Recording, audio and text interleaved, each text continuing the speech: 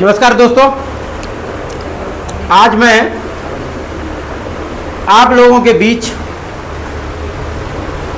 DElEd BTC के लिए जो थर्ड सेमेस्टर में क्वेश्चन पूछे जाएंगे अनुपात और समानुपात से, उसके कुछ क्वेश्चन सॉल्व कराएंगे। ये पूरी वीडियो हमारी डीएलएड और बीटीसी के लिए ही है, थर्ड सेमेस्टर मैथ।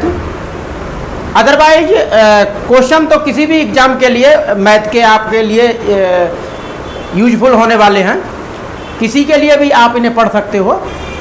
लेकिन हमारा मेन मकसद क्या है, डीएलएड बीटीसी थर्ड सेमेस्टर अनुपात और समानुपात से क्वेश्चन, उसी से हमने उसी के ब्याह पर भी हम क्वेश्चन को समझाएंगे। जैसे दिया गया कि ग्रामीण क्षेत्र के 2 विद्यालयों में उत्तीर्ण और अनुत्तीर्ण छात्रों की संख्या का अनुपात 8:7 है, ठीक है। यदि अनुत्तीर्ण छात्र 14 हैं तो परीक्षा में कुल कितने छात्र सम्मिलित हुए, ये क्वेश्चन पूछा गया है।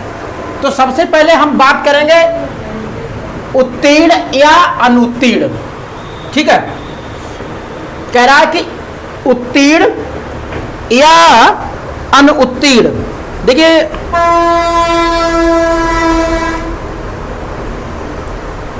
देखो, या शब्द नहीं है, होना चाहिए यहाँ पर। क्वेश्चन में तो दिया है या, ठीक है, या नहीं। उत्तीर्ण तथा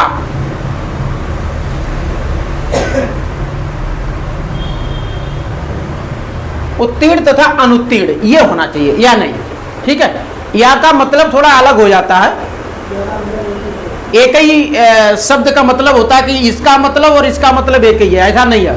यहाँ उत्तीर्ण है, दूसरा अनुत्तीर्ण है, दोनों का मतलब अलग है। इनका रेशियो दे रखा है। जैसे अगर आप करोगे उत्तीर्ण अनुपात अनुत्तीर्ण बराबर है 8:7।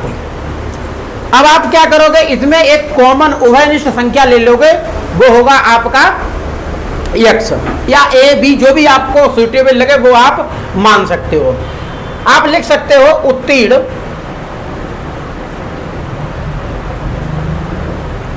छात्रों की संख्या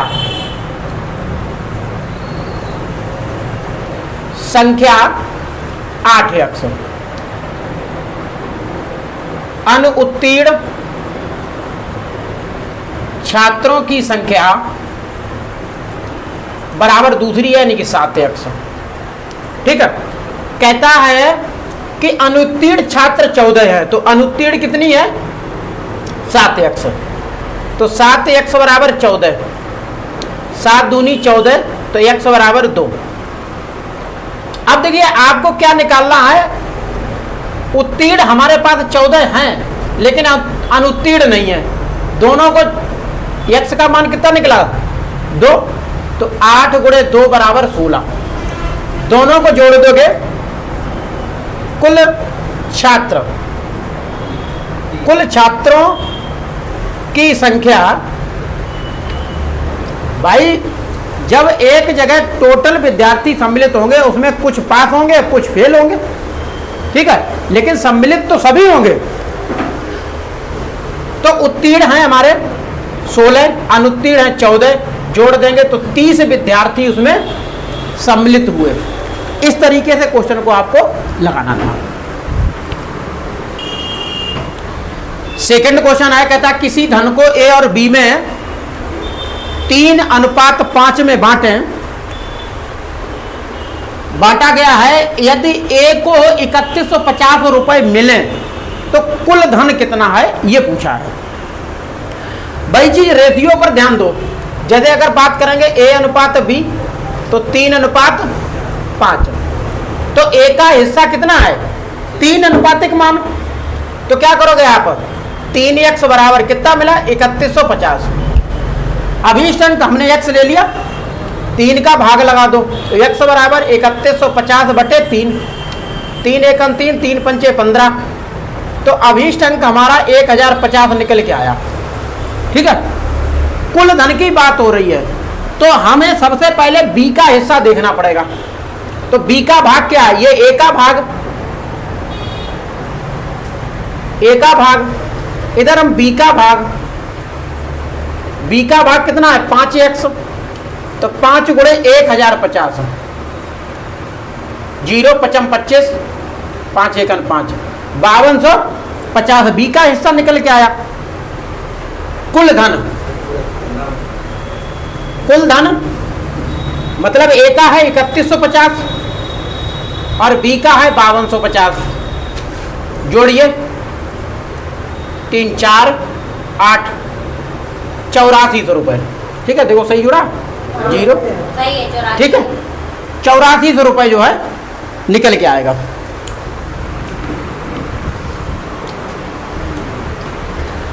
क्वेश्चन नंबर नेक्स्ट है, कहता है शशांक एवं प्रतीक के रुपयों का अनुपात 3:5 है। ठीक है, जैसे शशांक के लिए हमने एस ले लिया, प्रतीक के लिए पी ले लिया।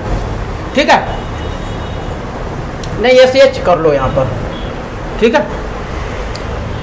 प्रतीक के लिए पी ले लिया, इन दोनों का अनुपात है 3:5। फिर प्रतीक एवं शिवांगी, आगे है प्रतीक एवं शिवांगी, शिवांगी के लिए यस लिया, इन दोनों का अनुपात है 5:8। ठीक है, पूछा है शशांक और शिवांगी, शशांक और शिवांगी इन दोनों का अनुपात क्या होगा। तो हर के ये पीछे जो मेथड था वही लगा लो, इसके नीचे कुछ नहीं है तो 5 बढ़ा लो, इसके नीचे 8 के ऊपर कुछ नहीं है तो 5 फिर इधर भी बढ़ा लो, इनका गुणा कर दो। तो एस एच यानी शशांक, प्रतीक और शिवांगी, इन दो तीनों का अनुपात निकल के आएगा, वो होगा 15, 25 और 40। ये कट भी जाएगा। ठीक है, 5 से 3 बार में, 5 बार में, 8 बार में, तो 3:5:8। पूछा किसका है, शशांक और शिवांगी, शशांक और शिवांगी पहला और लास्ट में, तो 3:8 निकल के आएगा। ये आपका आंसर हो गया।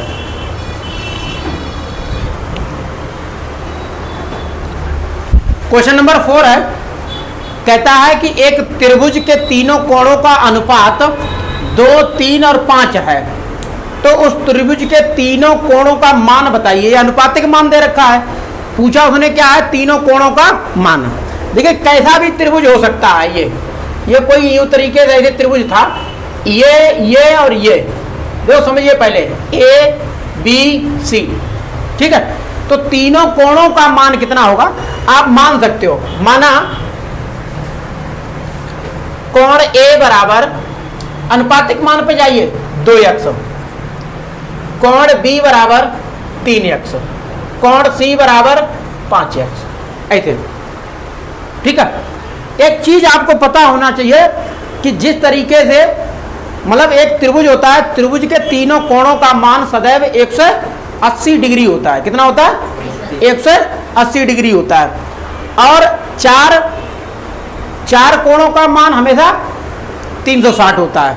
तो यहाँ त्रिभुज की बात हो रही है, तीनों कोणों का जो मान है वो 180 है, उनके जोड़ के बराबर। ठीक है, जैसे कोण ए, कोण बी, कोण सी बराबर 180 डिग्री, कोण ए बराबर 2x है, कोण बी बराबर 3x है, कोण सी बराबर 5x है। जोड़ो, 5 3 8 और 2 10, 10x बराबर 180 डिग्री, तो 10 से 180 जीरो कट जाएगा तो x बराबर आएगा 18। तो अभीष्ट मान दोनों का निकल के आया 18। अब हमें बताना प्रत्येक का मान। जैसे कोण ए बराबर कितना है आपका 2x है, तो 2 गुणे 18, 18 दूनी 36, तो कोण ए जो है वो 36 डिग्री का है। कोण बी 3x, तो 3 गुणे 18, 3 गुणे 18, 18 54। कोण सी बराबर 5x, तो 5 गुणे 18 पंचे 90। देखो 36, 54 और 90 तीनों कोणों का मान निकल आया है। ठीक है, नोट कर लो इसे।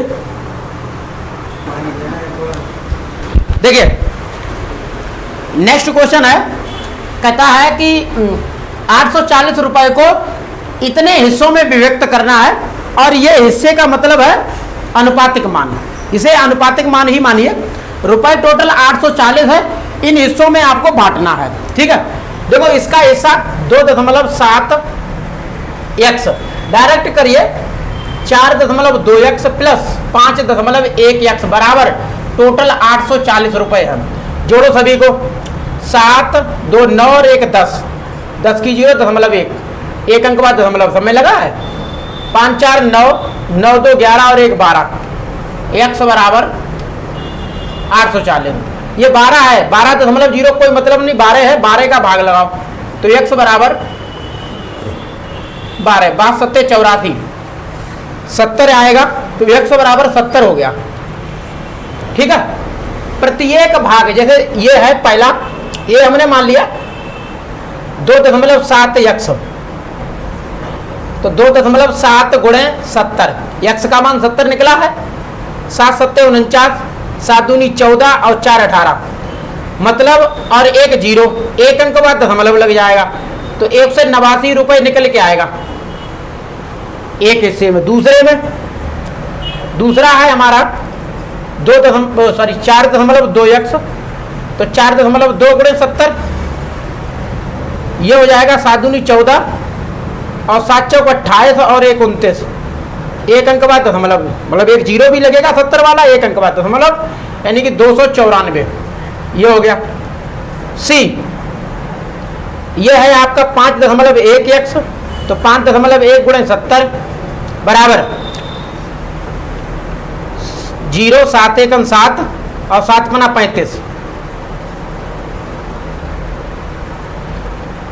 7 पना 35, तो ये निकल के आया आपका 357 रुपए। मतलब 840 रुपए को 3 जगह बांटने पर ये हिस्से प्राप्त हुए, 189, 294 और 357। ठीक है, नोट कर लो इसे। क्वेश्चन है, अगला क्वेश्चन कहता है रमेश और हरीश दो भाई हैं। रमेश की आय 360 रुपए मासिक है महीने की, उनकी आय में 3:4 का अनुपात है, तो उनकी संयुक्त आय निकालिए, दोनों की मिलाकर निकालिए। देखो सबसे पहले कौन है, रमेश है, बाद में हरीश है, तो करना है रमेश अनुपात हरीश बराबर 3:4। तो माना रमेश की आय रमेश पहले है और रमेश की आय ही दे रखी है 3x बराबर 360, भाग लगाइए, x बराबर 360 बटे 3, 120 निकल के आएगा, x बराबर 120। ठीक है, अब आपको क्या करना है, हरीश की आय निकालनी है।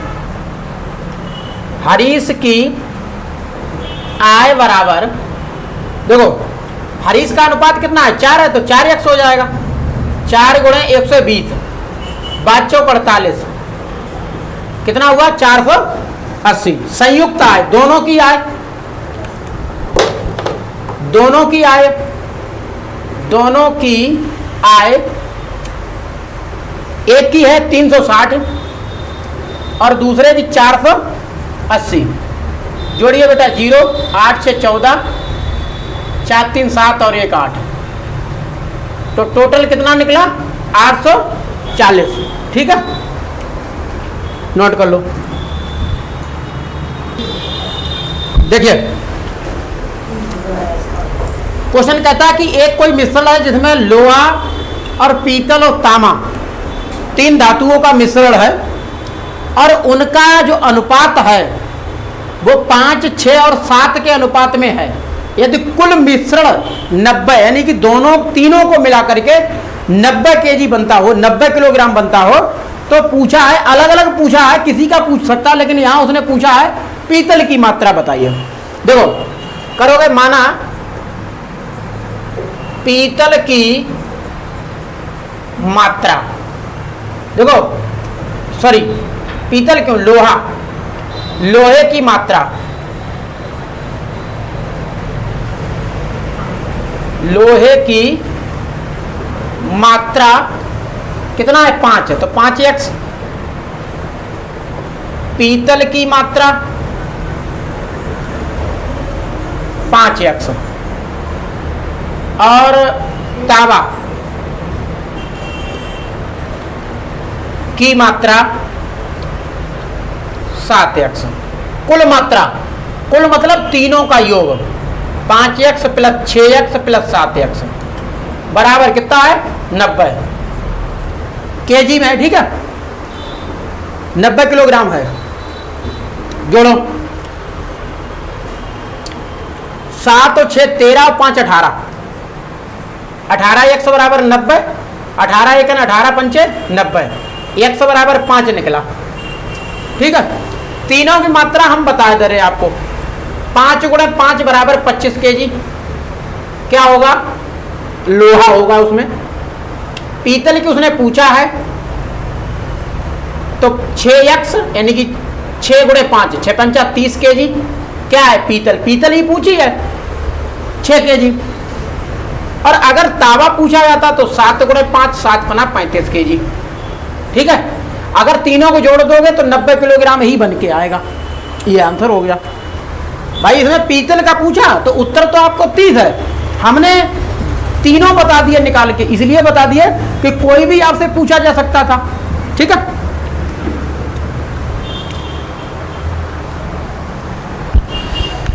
देखो अगला क्वेश्चन है।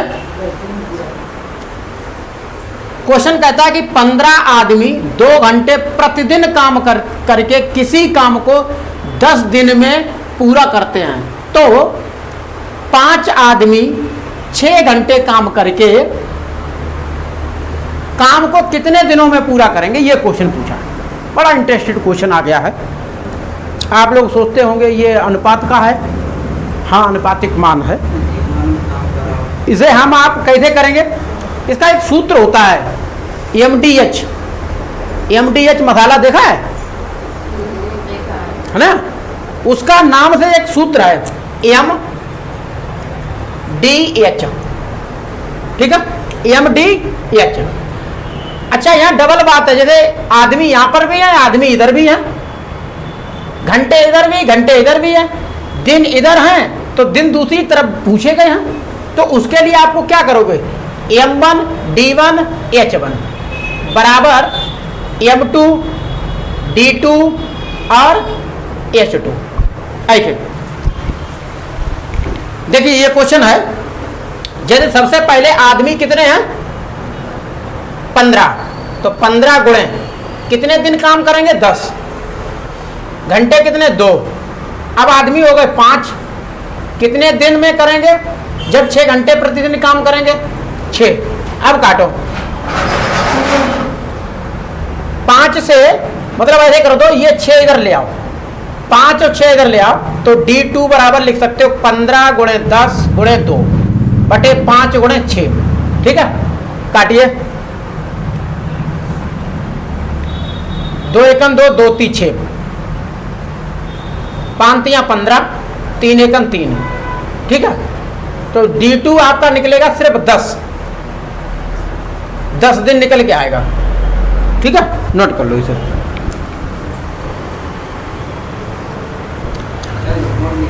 देखो ये लास्ट क्वेश्चन है आपका। क्वेश्चन कहता है कि 25 आदमी एक कार्य को 4 दिनों में पूरा करते हैं। 25 आदमी, कोई काम है, उस काम को करने के लिए 25 आदमी लगाए जाते हैं, जो वो 25 मिलकर के 4 दिनों में उस काम को पूरा कर देते हैं। अब उसने ये कहा है कि इन 25 की जगह पे 20 और बढ़ा दिए जाते, 20 और होते तो वही काम कितने दिनों में पूरा होता।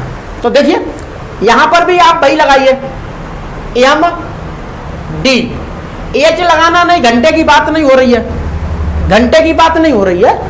दो ही, एक है व्यक्ति दूसरा है दिन, दो ही चीजों की बात हो रही है। तो M1 D1 बराबर M2 और D2। व्यक्ति कितने हैं देखो 25। कितने दिन में करते हैं पूरा? 4 दिनों में। व्यक्ति कितने हो गए ध्यान दीजिए, 25 प्लस ये 20। देखो कंफ्यूज नहीं होना, 20 नहीं लेना है, वो ये कह रहा है कि 20 और होते, यानी कि 25 प्लस 20। 25 थे उसमें 20 और मिला के बात कर रहा है, कितने हो जाएंगे? 45। तो व्यक्ति 45 लिए जाएंगे यहां पर। कितने दिनों में पूरा? ये लाओ इधर भाग लगा दो। तो D2 बराबर 25 गुणे 4 बटे 45। काटो, 5 25 9 पना 45। तो ये हो जाएगा आपका 5 चौक 20 बटे 9। ऐसे आप लिख सकते हो या सही बटा में लिख सकते हो 9 दूनी 18। 9 दूनी 18, 2 20 बटे 9, यानी कि 2 सही 2 बटे 9 दिनों में। ये हमारा आंसर हो गया है। ठीक है, नोट कर लो। तो इस तरीके से ये सारे क्वेश्चन आपके कंप्लीट हो गए हैं।